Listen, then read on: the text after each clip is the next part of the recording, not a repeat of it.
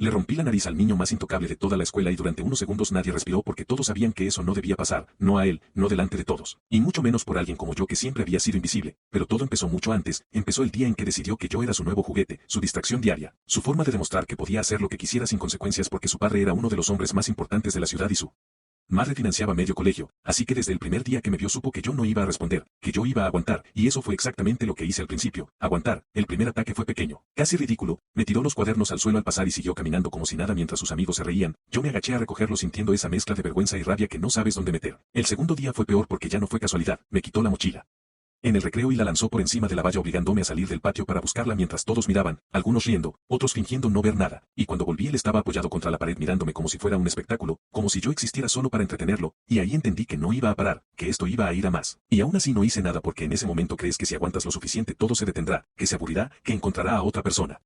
Pero no fue así, al contrario, cada día era peor, empezó con los empujones en los pasillos, luego con los insultos en voz baja, luego en voz alta, luego delante de todos, y lo peor era que nadie intervenía. Los profesores miraban hacia otro lado porque sabían quién era, porque sabían que meterse con él significaba problemas, y los alumnos preferían no arriesgarse. Así que yo me quedé solo en medio de todo eso tragando cada palabra como si no doliera, pero dolía más de lo que quiero admitir, especialmente cuando empezó a meterse con mi familia porque ahí ya no era solo yo. Un día en clase dijo en voz alta que mi padre se había ido porque no me soportaba, y aunque lo dijo riéndose, como si fuera una broma, dio justo en el sitio porque era verdad, y escuchar a toda la clase reírse fue como si me arrancaran algo por dentro. Ese día llegué a casa y no hablé con nadie. Me encerré en mi habitación y me quedé mirando el techo pensando en todo lo que estaba pasando, pensando en como había llegado a ese punto donde cada día era una humillación nueva, pero aún así al día siguiente volví al colegio como si nada porque no sabía qué más hacer, y eso fue lo que me rompió, darme cuenta de que estaba atrapado, de que nadie iba a ayudarme, de que si algo iba a cambiar tendría que hacerlo yo, pero no sabía cómo, porque yo no soy fuerte, no soy de los que pelean, no soy de los que levantan la voz, siempre he sido el que evita problemas, el que se calla, el que deja pasarlas cosas, y él lo sabía, por eso siguió, por eso cada día subía un poco más el nivel, hasta que llegó al punto donde ya no era solo burla, era control, me esperaba a la salida de clase, me seguía por los pasillos, me arrinconaba en el baño cuando no había nadie, un día incluso me metió la cabeza bajo el agua del lavabo mientras se reía y me decía que esto era solo el principio, que podía hacer lo que quisiera conmigo, y cuando me soltó me miré al espejo con el pelo empapado y los ojos rojos y no reconocí a la persona que estaba viendo porque había algo diferente, algo que no había estado antes, una especie de cansancio profundo mezclado con una rabia silenciosa que no sabía cómo sacar. Ese fue el momento en el que algo empezó a cambiar dentro de mí aunque todavía no lo entendía. Los días siguientes fueron extrañamente tranquilos no porque él hubiera parado sino porque yo dejé de reaccionar por completo. No lo miraba, no respondía, no hacía nada, y eso pareció confundirlo al principio.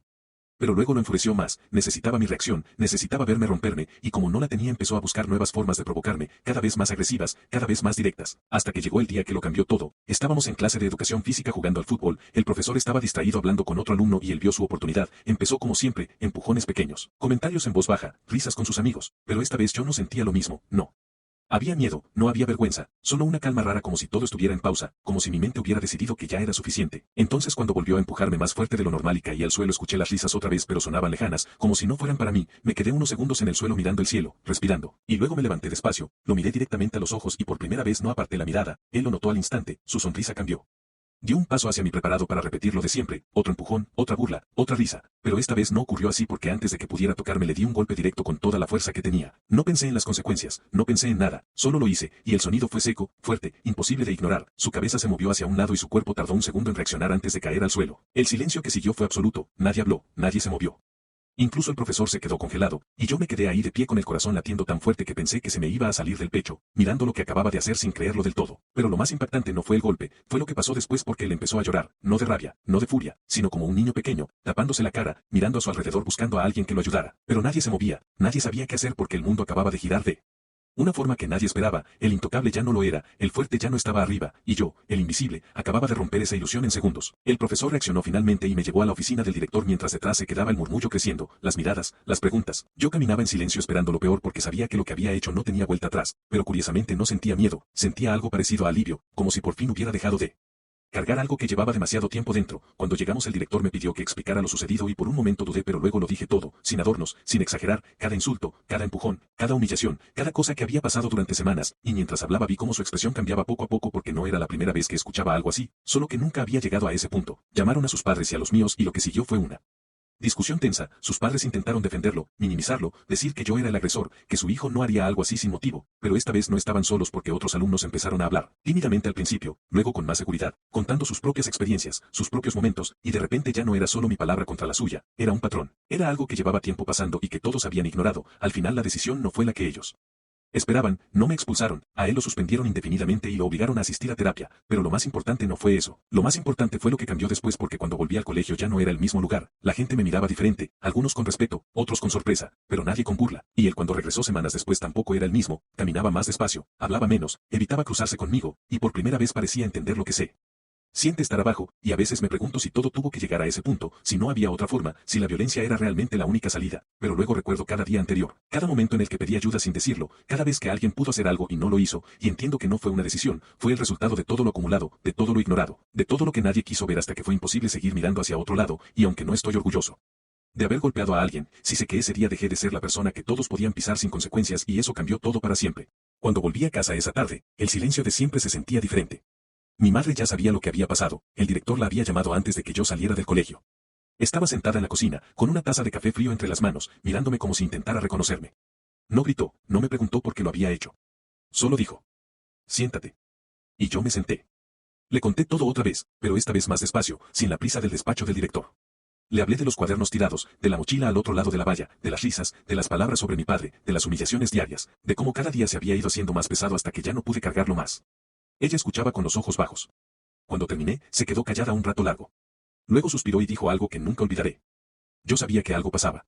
Veía que volvías callado, que apenas comías, pero pensaba que eran cosas de chicos, que se arreglaría solo. Esa frase me dolió más que cualquier golpe que hubiera recibido, porque confirmaba lo que ya sospechaba, incluso en casa, donde se suponía que estaba a salvo, había estado solo. Los días siguientes fueron extraños. El colegio se convirtió en un lugar que ya no reconocía del todo. Algunos compañeros se acercaban en los pasillos y me decían bajito: gracias. Por fin alguien hizo algo. Otros me miraban de reojo, como si ahora fuera yo el peligroso. Las chicas que antes ni me veían ahora me sonreían tímidamente. Era como si, al romperle la nariz a Lucas, hubiera roto también una especie de hechizo que tenía a toda la escuela paralizada.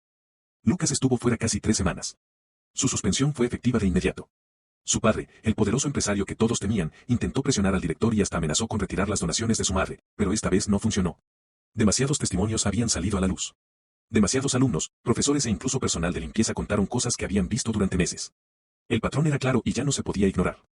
Cuando Lucas regresó, el cambio era evidente. Ya no caminaba por el centro de los pasillos como si el mundo le perteneciera.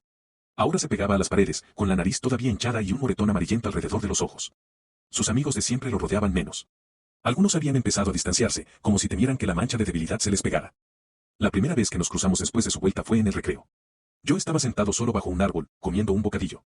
Él apareció por el lado izquierdo del patio, rodeado de solo 2 chicos. Nuestras miradas se encontraron por un segundo. Vi en sus ojos algo que nunca había visto antes, miedo mezclado con vergüenza. Apartó la vista rápidamente y siguió caminando más rápido de lo normal. No dijo nada, no se acercó, no intentó ninguna de sus bromas habituales. Ese momento debería haberme hecho sentir poderoso. ¿Venganza cumplida?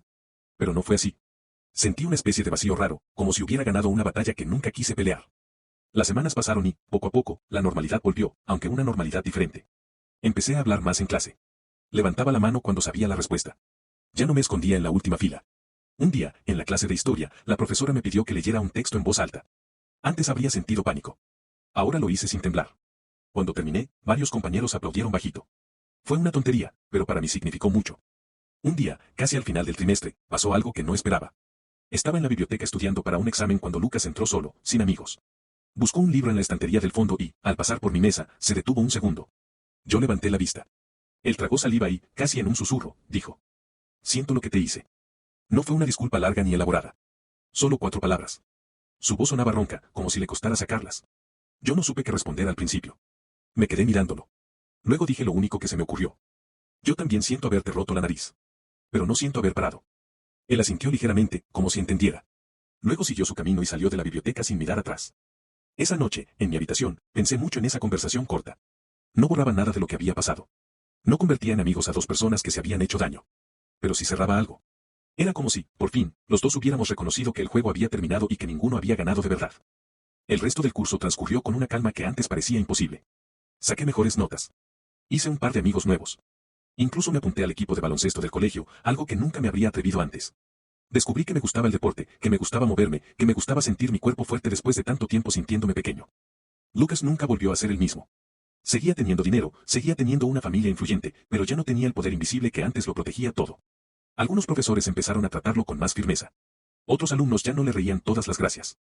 Aprendió a la fuerza lo que se siente cuando el mundo deja de girar a tu alrededor. ¿Y yo? Yo aprendí que la invisibilidad puede ser una armadura, pero también una cárcel. que aguantar demasiado tiempo puede romperte por dentro antes de que rompas algo por fuera. Que, a veces, lamentablemente, hace falta un golpe para que los demás dejen de mirar hacia otro lado. Hoy, cuando miro hacia atrás, todavía no estoy seguro de si hice lo correcto ese día en el campo de fútbol. Pero sí estoy seguro de una cosa, después de ese golpe dejé de ser el chico que todos podían pisar. Y, aunque el precio fue alto, el precio de seguir callado habría sido mucho más caro. Porque, al final, la rabia acumulada no desaparece sola. O la sacas tú, o te destruye por dentro. Y yo elegí sacarla.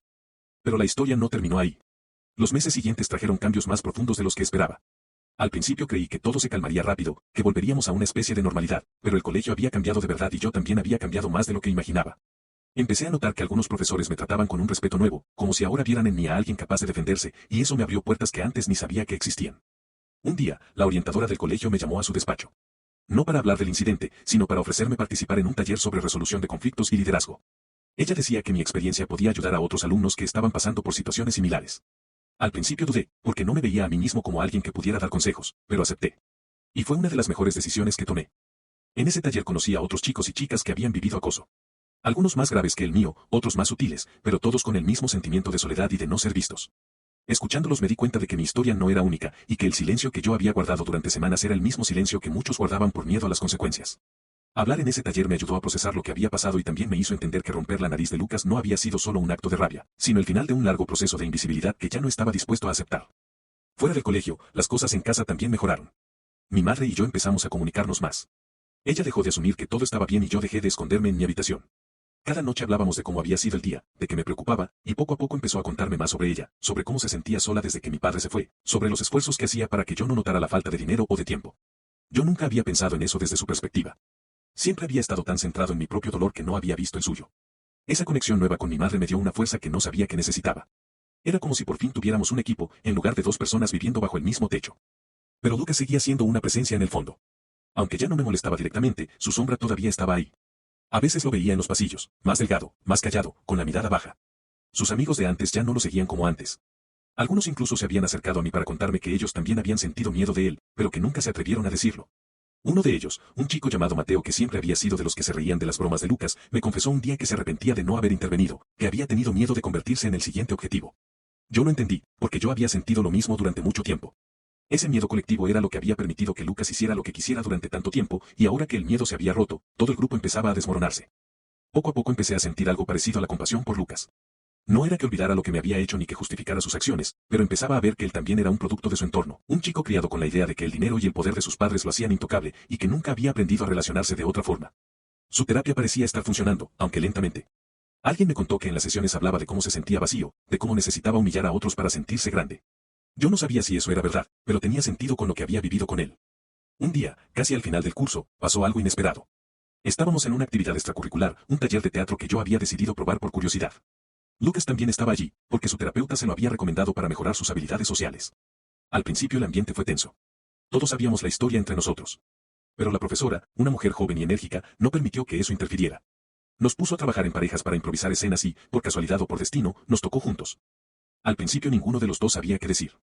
Luego la profesora nos dio la consigna, improvisar una conversación entre dos personas que se han hecho daño mutuamente y que intentan entenderse. Yo miré a Lucas y él me miró a mí. Por primera vez en mucho tiempo, sin rabia. Solo con incomodidad. Empezamos a hablar despacio. Al principio con frases cortas, luego con más profundidad. Él admitió que le gustaba tener el control porque en casa se sentía invisible ante sus padres, que siempre estaban ocupados con sus negocios.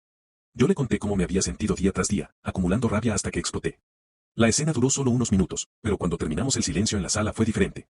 Esta vez no era de shock, sino de reflexión. Varios compañeros aplaudieron suavemente y la profesora nos felicitó por la valentía de ser honestos.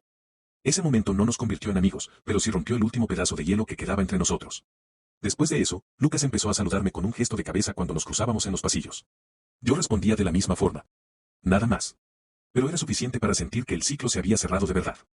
El curso terminó con una sensación de cierre que no esperaba. Saqué buenas notas. Me gradué de ese año con una nota media decente y, por primera vez en mucho tiempo, sentía que tenía control sobre mi vida.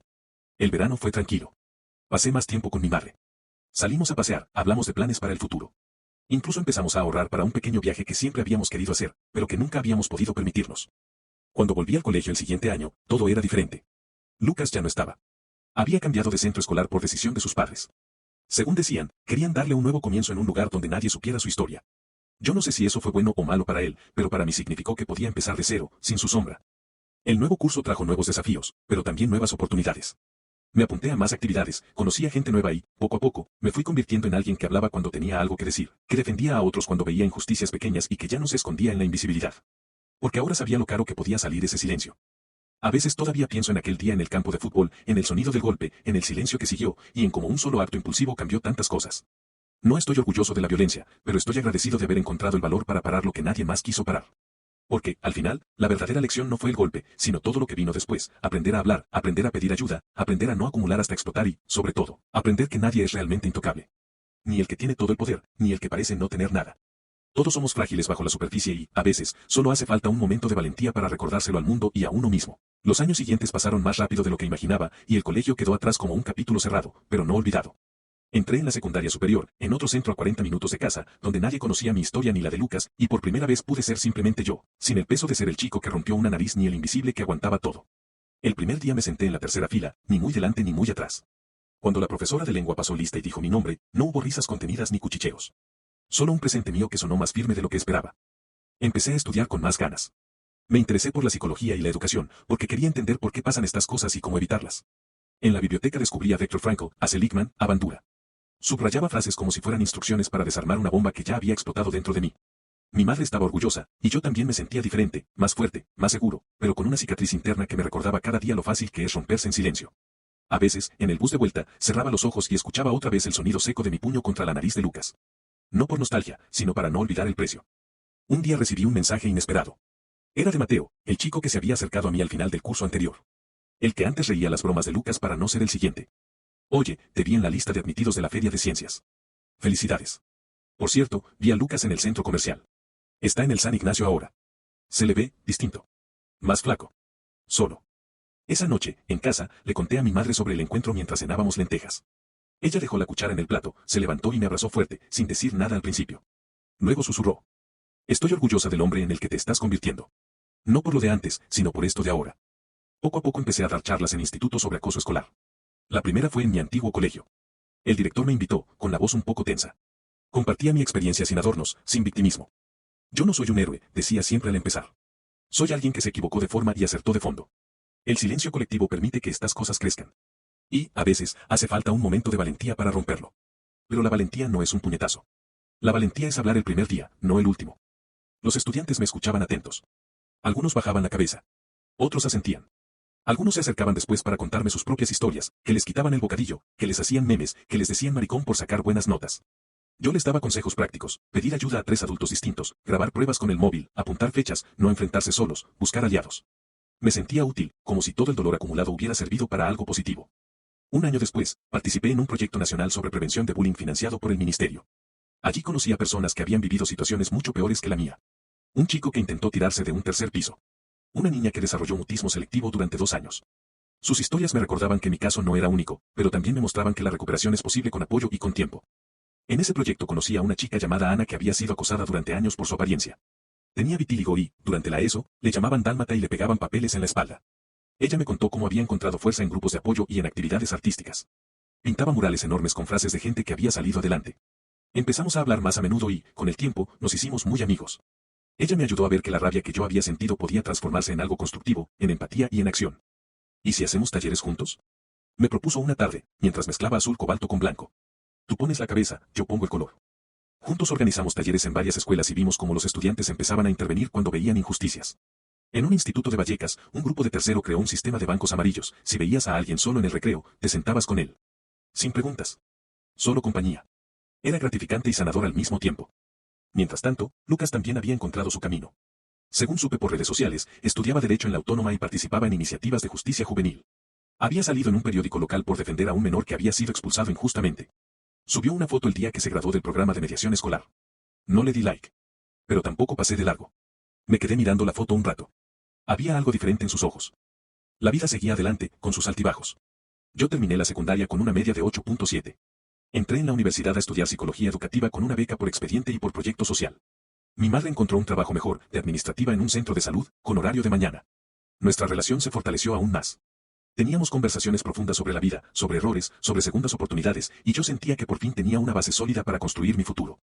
Los domingos hacíamos tortilla de patatas juntos y veíamos documentales. A veces todavía tenía pesadillas con aquel día en el patio o con las risas de la clase, pero ahora las enfrentaba de otra forma. Las escribía en un diario de tapas negras que me regaló Ana. O hablaba de ellas con mi terapeuta, una mujer de 50 y tantos llamada Carmen que no me juzgaba, solo preguntaba. ¿Y qué haría hoy ese chico que fuiste, si pudiera volver con lo que sabes ahora? Había aprendido que pedir ayuda no era debilidad, sino inteligencia emocional. Que nombrar el dolor le quita la mitad de su fuerza. Un día de febrero, recibí una carta en papel, con sello y todo. Era de Lucas. La abrí en el parque, sentado en el mismo tipo de banco donde hablamos en la feria. Me contaba que había reflexionado mucho sobre su pasado y que quería pedirme perdón de forma más formal. No solo por las palabras, sino por todo el daño acumulado, por los días que me hizo contar las horas para salir del colegio, por las veces que me hizo sentir que mi padre ausente era una broma válida. Me decía que entendía que nada borraría lo vivido, pero que esperaba que yo estuviera bien y que, si algún día quería hablar, él estaría dispuesto. Que no buscaba mi amistad, solo mi paz. Tardé 3 semanas en responder. Le escribí a mano también. Le dije que aceptaba su disculpa, que yo también había aprendido mucho de todo aquello y que deseaba que él siguiera creciendo y ayudando a otros. Que el perdón no era olvidar, sino dejar de cargar con el peso solo. Que ya no soñaba con su nariz rota, sino con aulas donde nadie tuviera que romper nada para ser escuchado. Esa correspondencia cerró definitivamente una etapa de mi vida y me permitió mirar hacia adelante sin resentimientos. Guardé su carta en el diario, entre una página sobre resiliencia y otra sobre límites sanos. Los años en la universidad fueron de crecimiento constante. Hice amigos verdaderos, Diego, que quería ser orientador, Lucía, que investigaba ciberacoso, y, claro, Ana. Viajé un poco con ellos a congresos en Valencia, Sevilla, Bilbao. Empecé a publicar artículos en revistas de educación sobre acoso escolar y resiliencia. El coste del silencio, se llamaba el primero. Poco a poco me fui convirtiendo en alguien que no solo había sobrevivido a una experiencia dura, sino que la había usado para marcar una diferencia positiva en el mundo. Di una TEDx en segundo de carrera. Temblé antes de salir. No durante. Hoy, cuando miro hacia atrás desde esta distancia, veo la historia completa, el chico invisible que aguantó demasiado, que contaba los minutos en clase y borraba su existencia en los pasillos, el momento de explosión, con el sabor a sangre y a sal en el aire, el cambio lento pero real en el colegio, con profesores que por fin miraban y alumnos que dejaban de reír, la reconciliación inesperada, en bancos y en cartas, y el camino hacia una vida con propósito, hecha de talleres, abrazos y diarios. Llenos.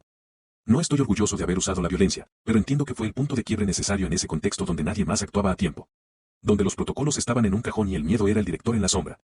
Aprendí que el verdadero poder no está en dominar a otros ni en ser intocable, sino en conocerse a uno mismo, en pedir ayuda cuando se necesita y en levantarse después de caer, aunque te tiemblen las rodillas.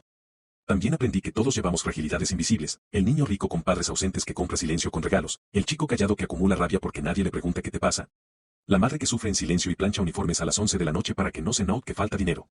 Nadie es realmente intocable y todos podemos cambiar si estamos dispuestos a enfrentar nuestras sombras, con terapia, con verdad, con tiempo.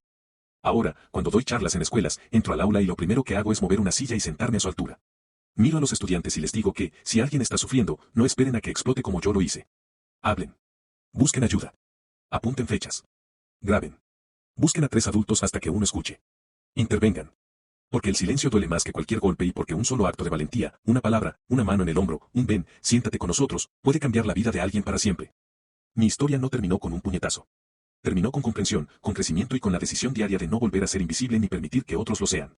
Terminó con Ana pintando un mural en mi antiguo instituto que dice, aquí se escucha antes de que duela. Terminó con Mateo siendo tutor de convivencia. Terminó con mi madre volviendo a reír a carcajadas. Y, aunque el camino fue duro, estoy agradecido por cada lección, porque al final me convirtió en la persona que soy hoy, alguien que ya no tiene miedo de su propia voz ni de defender lo correcto. Alguien que sabe que, a veces, sanar es simplemente quedarse cuando otros se van.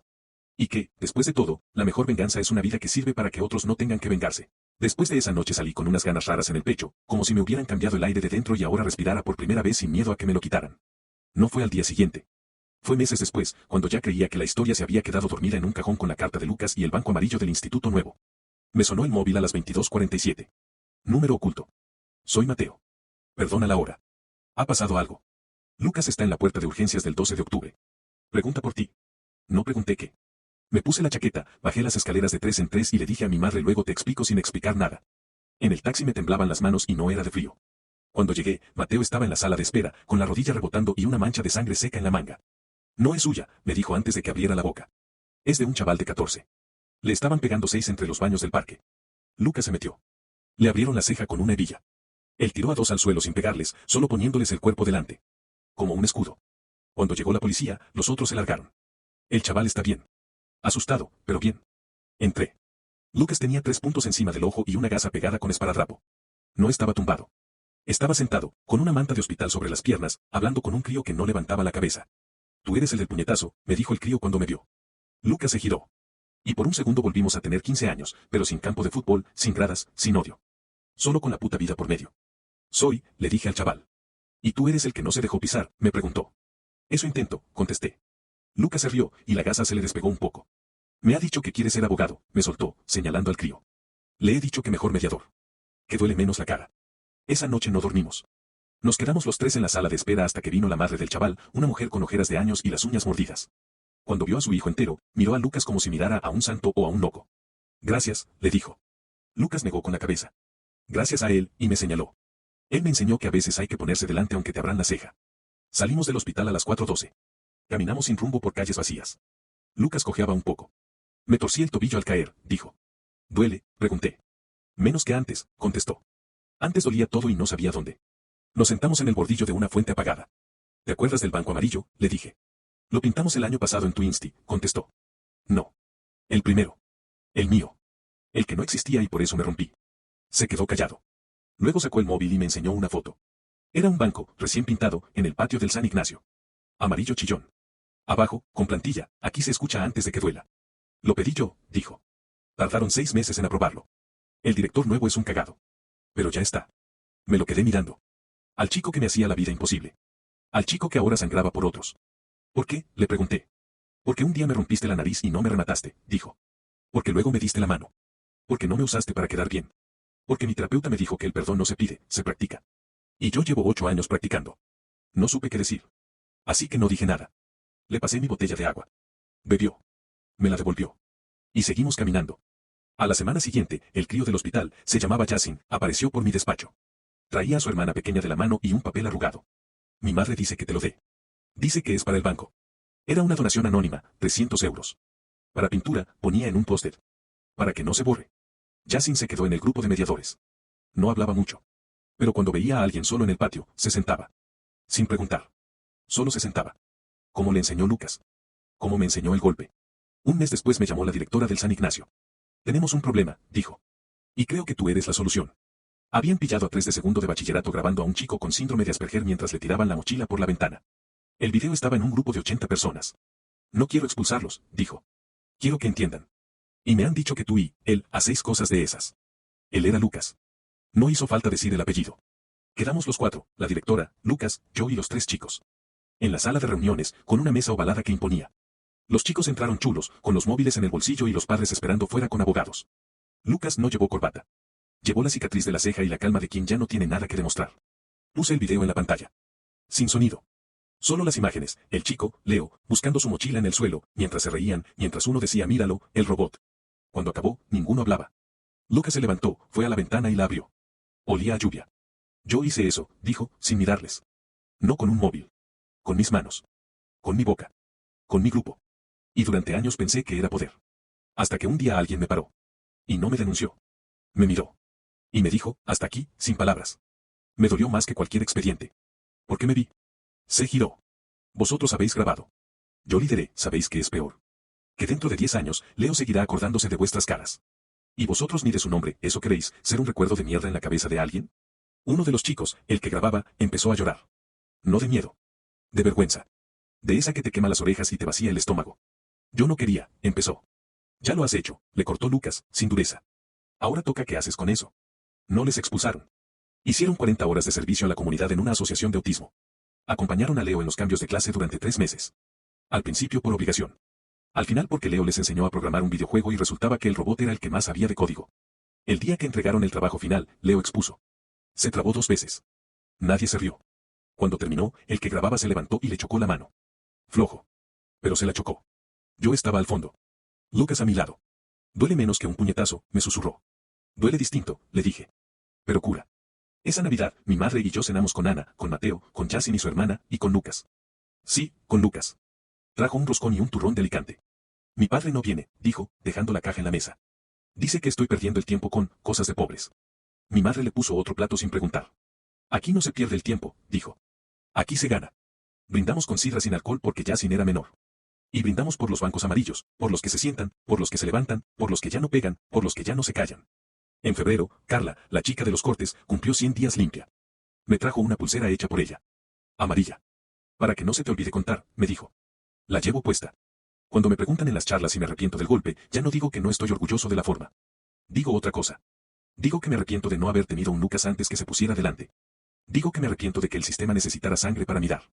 Y digo que, desde entonces, me he pasado la vida intentando ser ese Lucas para otros, antes de que tengan que romper nada. Digo que el golpe fue un punto y aparte, pero que la frase de verdad empezó después, cuando decidimos escribirla juntos, con mala letra, con tachones, con bancos amarillos y con chicos que antes grababan y ahora programan. Un día de abril, me llegó una carta al instituto. Sin remite. Dentro, una foto, el patio de mi antiguo colegio. Habían pintado 3 bancos. Amarillos. Y debajo, en la pared, con spray negro, aquí empezó. Aquí no se repite. No la firmaba nadie. Pero yo sabía. Guardé la foto con la de Lucas en la facultad, con la nota de gracias por no ser invisible, con la pulsera de Carla. Las tengo en un corcho, detrás de mi mesa. Cuando entra un alumno nuevo y lo veo mirar el corcho sin entender, le digo, son recordatorios. De que el dolor no se archiva. Se transforma. Y de que a veces, para que alguien deje de ser invisible,